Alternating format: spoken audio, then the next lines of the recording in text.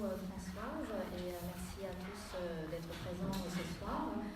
Je voudrais vraiment chaleureusement commencer à la japonaise par des remerciements. Ce n'est pas très étonnant peut-être. D'abord parce que Françoise a vraiment eu l'initiative, est à l'initiative de cette réunion d'information qui est une première pour la Villa Kujoyama. Et nous avons aussi été épaulés par le partenariat de l'Institut national des métiers d'art qui ont relayé les informations. Il s'agit aujourd'hui d'une réunion notamment axée sur les candidats, les futurs candidats dans les disciplines métiers d'art, design et mode. Parce que nous avons constaté que d'année en année, donc ce sont des métiers très porteurs et nous avons beaucoup de demandes de la part des candidats de ces disciplines, mais l'exercice n'est pas toujours facile parce que certainement par rapport à d'autres disciplines comme les arts visuels ou spectacles vivants par exemple, le dispositif de résidence est certainement quelque chose d'un peu plus rare et donc il s'agit aujourd'hui de vous aider à comprendre ce que c'est que la Villa Kujoyama, de comprendre aussi nos attentes et si cela peut vous donner envie, en tout cas, de candidater avec de beaux projets, ce sera une soirée très réussie. Bon, merci beaucoup et du coup, je vais profiter aussi pour vous présenter la Villa Kujoyama, mais en vous montrant donc les slides et je commence derrière par aussi les logos que vous pouvez voir sous le titre Villa Kujoyama. Donc la Villa Kujoyama est une institution qui est une résidence, un programme de résidence qui appartient en fait au réseau de l'Institut français. Et je vais juste poser le paysage de comment se situe la Villa Kujoyama dans le paysage de la scène artistique française. Vous connaissez certainement d'autres villas comme la Villa Médicis ou la Casa de Velázquez. Nous organisons un festival d'ailleurs depuis 2 ans maintenant avec nos consoeurs. Donc il y a 3 grandes villas qui sont gérées comme programme de résidence à l'étranger par l'État français. Et donc la Villa Médicis étant gérée par le ministère de la Culture, la Casa de Velázquez par l'Éducation nationale et nos Villa Kujoyama, nous sommes gérés par le ministère des Affaires étrangères et nous appartenons au réseau de l'Institut français comme vous pouvez le voir. Et plus précisément, nous nous inscrivons, donc ça nous allons voir un peu plus tard puisque ça c'est peut-être un peu flou pour vous pour l'instant, nous nous inscrivons en plus dans le réseau local de l'Institut français du Japon, qui gère d'autres institutions sur place. Et là, vous voyez aussi le logo de la Fondation Bettencourt-Schuller.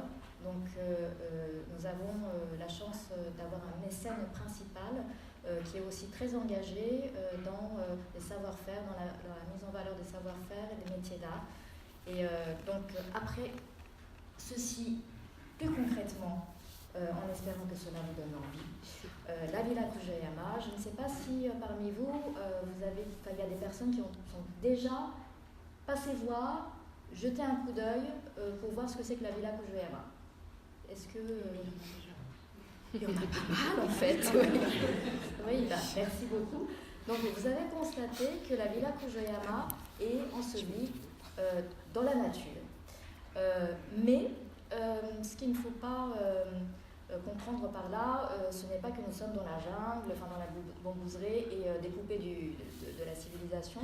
Nous sommes à 4 stations de l'hôtel de ville de Kyoto, donc, qui est vraiment au centre de la ville de Kyoto. Donc, nous sommes vraiment à 2 pas du centre, mais tout en étant vraiment dans ce décor très naturel. Voilà, donc ça c'est aussi une autre photo de la Villa Kujoyama. Je vais vous dire quelques mots du coup sur la Villa Kujoyama pour que vous compreniez bien le dispositif. Donc comme je l'ai dit tout à l'heure, la Villa Kujoyama, comme les autres villas, est un programme de résidence géré par l'État français. Mais c'est l'unique résidence artistique qui se situe en Asie.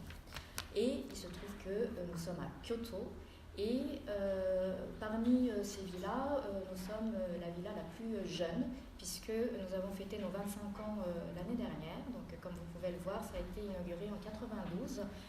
Et même malgré notre jeune âge, si je puis dire, nous avons déjà, nous comptons plus de 350 artistes et créateurs parmi les anciens de la Villa Kojoyama. Ça, je vous passe très très rapidement les disciplines représentées. Donc aujourd'hui, nous avons nous avons plutôt axé sur métiers d'art, design, mode dans la réunion d'information, mais nous avons 15 disciplines différentes.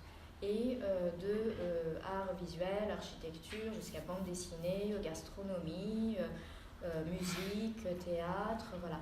Donc, il faudrait aussi comprendre la Villa Kojoyama comme un dispositif où vous pouvez rencontrer d'autres disciplines. Il ne s'agit pas que de rencontrer les personnes qui viennent de votre métier, mais c'est aussi de passer du temps avec des artistes de différentes disciplines.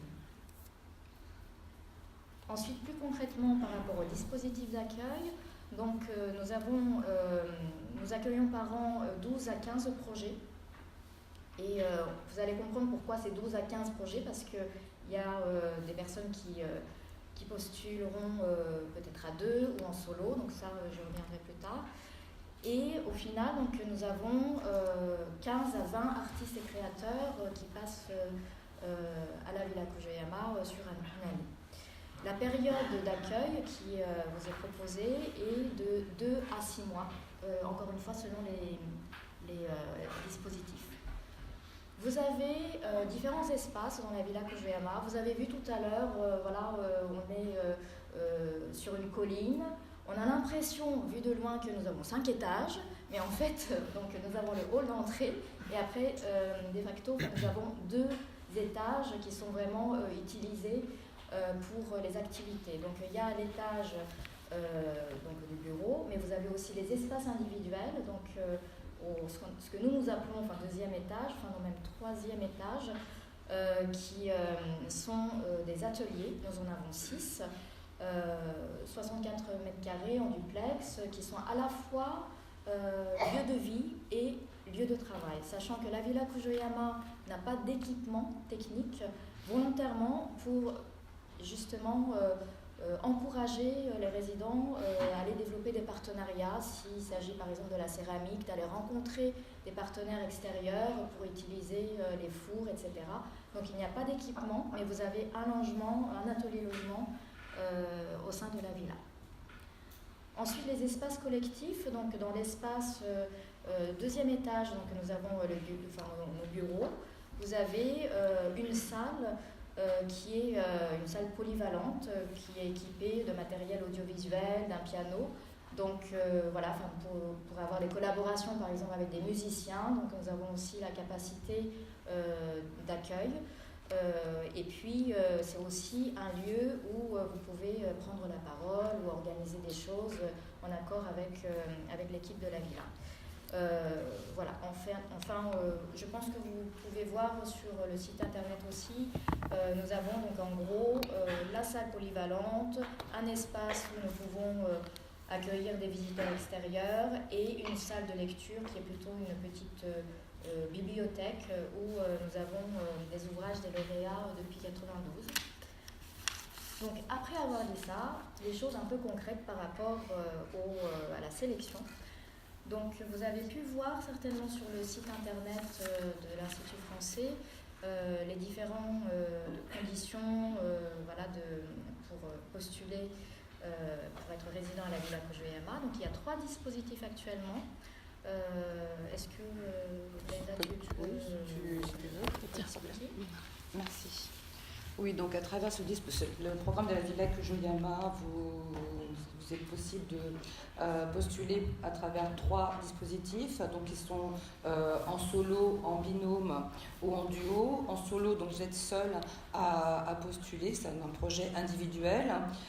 En binôme, vous êtes 2, c'est pour 2 candidats, donc c'est 2 candidats français ou 2 candidats étrangers qui vivent en France depuis au moins 5 ans. Et enfin, le dernier, qui est le dispositif en duo, ça veut dire que c'est pour un candidat français qui s'associe avec un candidat japonais. Donc le candidat japonais est obligatoirement doit être japonais et vivre au Japon. C'est pas un candidat japonais qui vit en France.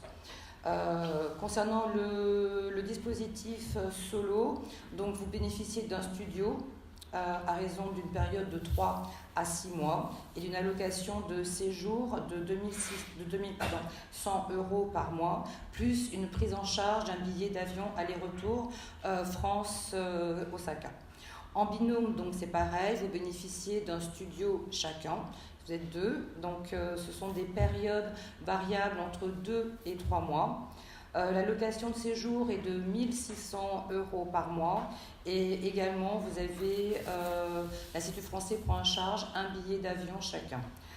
Pour le duo, donc seul le candidat français bénéficie d'une prise en charge d'un billet d'avion. Mais en revanche, donc les deux, que ce soit le candidat français ou japonais, bénéficient d'un atelier logement au sein de la Villa Kujoyama, et chacun perçoit une allocation forfaitaire de séjour de 1 600 € par mois. Voilà pour les conditions. Ensuite, concernant le processus de sélection, donc vous avez jusqu'au 7 février, donc ce qui va arriver très très vite, pour déposer un dossier de candidature via donc la plateforme qui s'appelle IFProg, pour lequel il faut s'inscrire et remplir donc ce dossier ou télécharger les documents qui sont à télécharger comme le CV, le projet également. Donc quand on indique un projet allant jusqu'à 10 pages, ça ne veut pas dire que vous devez nous envoyer un projet de 10 pages obligatoirement. Si votre projet fait 6 pages mais qu'il est vraiment très compréhensible, il n'y a vraiment aucun problème. C'est le maximum, c'est 10 pages. C'est pareil pour les lettres de recommandation qui sont demandées. On demande 4 lettres de recommandation, mais au maximum. Vous n'êtes pas obligé d'en mettre 4. Même si vous en mettez 1 ou 2, ça suffit amplement. Ensuite, donc une fois que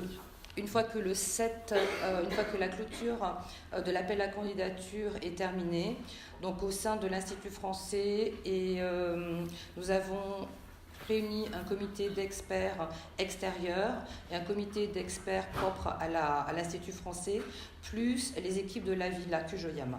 Donc toutes ces personnes sont en charge d'expertiser l'ensemble des dossiers de candidature.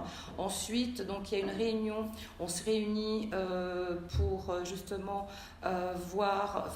dresser une liste des candidats présélectionnés pour une audition. Ensuite, vous êtes contactés. Les candidats qui sont présélectionnés pour une audition sont contactés quelques jours avant. Le calendrier est vraiment très serré, donc c'est vrai que donc vous n'êtes pas contactés 2 mois avant, c'est impossible. Mais en tout cas, à peu près, je crois, 15 jours avant. Ce sont des auditions qui durent à peu près 20 à 30 minutes, pour lequel donc on essaye de voir un petit peu, de questionner sur vos intentions. Et donc le projet est vraiment important, il est vraiment à réfléchir, à poser. Voilà.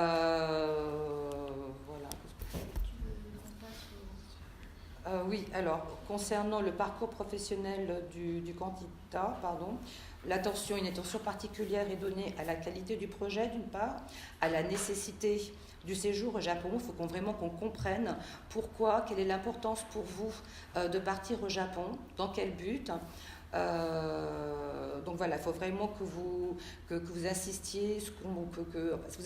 Il y a plusieurs personnes qui consultent les dossiers. Il faut qu'ils comprennent vos intentions et l'importance pour vous et à quoi ça correspond. Est-ce que c'est le moment pour vous de partir au Japon?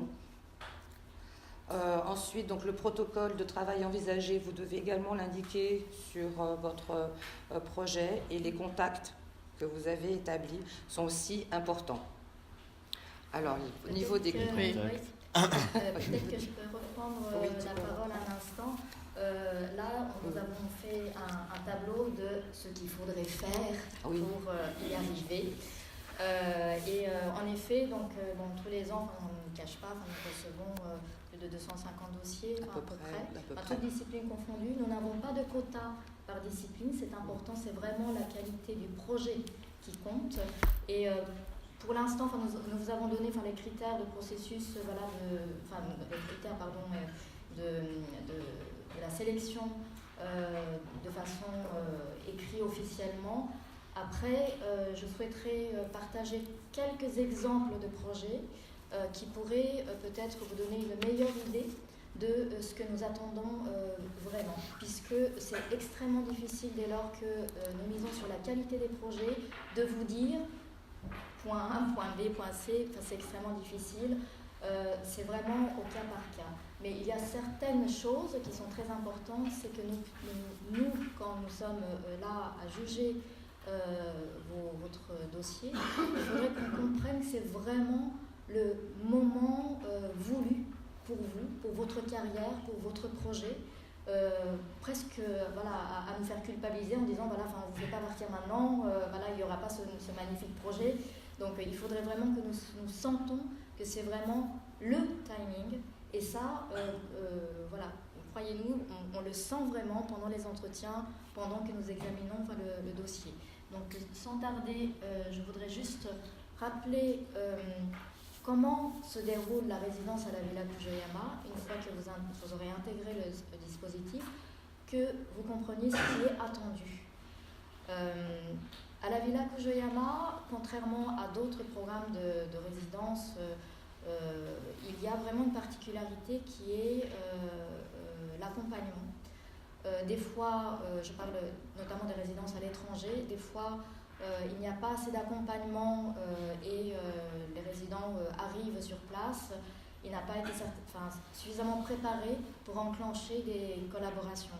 Le cas de la Villa Kujoyama, déjà, vous avez compris, dans les critères de sélection, nous faisons très attention à votre niveau de connaissance, mais ça ne veut pas dire forcément que nous cherchons des experts sur la culture japonaise, mais qui est vraiment une intention ferme de collaborer avec la culture japonaise, avec, si possible, des interlocuteurs japonais.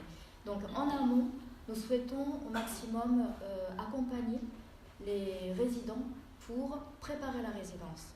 Mais comme vous pouvez le comprendre, entre le Japon et la France, il y a une grande distance.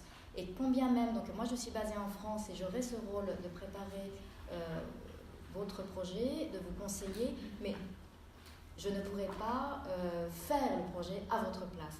Donc il faudrait qu'il y ait une intention ferme et quelque chose d'assez clair dans les protocoles de projet. Qu'est-ce que vous voulez mettre en place, éventuellement le calendrier, même si ce sera certainement différent une fois sur place, qu'on n'ait pas l'impression qu'on vous met en contact avec l'impossible. Ça, c'est important pour nous. Ensuite, pendant la